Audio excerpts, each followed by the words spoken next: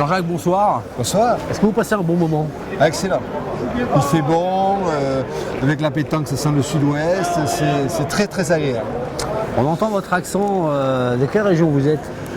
Je suis du sud-ouest de la France, vous avez vu ça, Toulouse et du côté de Gruissan, on va dire entre Montpellier et Perpignan. D'accord. Et est-ce que je peux vous demander votre secteur d'activité? Oui, je suis dans l'immobilier financier.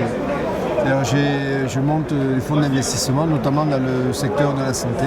On collecte les fonds et puis avec ces fonds-là, on achète des immeubles qui sont dans le secteur de la santé, c'est-à-dire cliniques, maisons de retraite, en France et en Europe. Cette année, la nouveauté, c'est le thème de la solidarité et du soutien à des organismes.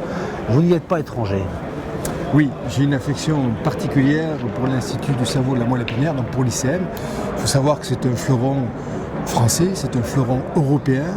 C'est une fondation, comme ça a été expliqué tout à l'heure, qui soutient la recherche sur toutes les maladies neurodégénératives. Dans mon activité professionnelle, j'ai déjà initié un partenariat très fort avec l'ICM. Et quand Robert m'a dit, je voudrais faire une soirée supplémentaire, mais je voudrais la porter sur le thème de l'humanité, du don, etc., immédiatement j'ai pensé à l'ICM, parce que je pense que ça correspond aux valeurs que Robert veut initier dans ce club amical. Et je pense que s'il y a des organismes qu'il faut soutenir, c'est bien des organismes comme l'ICM. Les maladies neurodégénératives touchent tout le monde, c'est le fléau du XXIe siècle. Nous avons la chance en France et à Paris d'avoir une fondation exceptionnelle qui est devenue en 5-6 ans le deuxième acteur mondial sur la recherche. Il faut soutenir la recherche, on en a tous besoin. Et si on peut à la fois s'amuser dans l'amitié, la convivialité et apporter du soutien sous différentes façons dans l'ICM, faisons-le. Qu'est-ce que vous venez chercher dans des soirées comme celle-ci? De l'amitié, de la convivialité, de l'humanité, tout ce qui tourne autour des valeurs du sport, dans lequel on va inclure la pétanque et puis de la relation humaine. Voilà. Tout ce qui peut se passer, qu'on ne trouve pas toujours dans notre vie quotidienne et qu'on retrouve quand on se retrouve entre amis, sur lequel il n'y a pas d'enjeu sinon de passer un bon moment. Alors le bon moment, c'est effectivement sur fond de pétanque, un sport convivial s'il en est.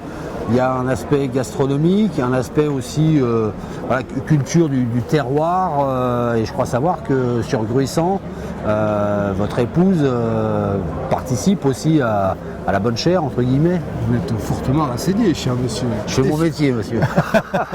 Effectivement, nous avons aussi un domaine viticole au bord de la mer et je reconnais effectivement que quand on est dans des métiers qui sont proches de la terre, ça ramène à des valeurs d'authenticité qui sont, à mon sens, fondamentales, surtout dans une vie qui va de plus en plus vers le numérique et l'intelligence artificielle.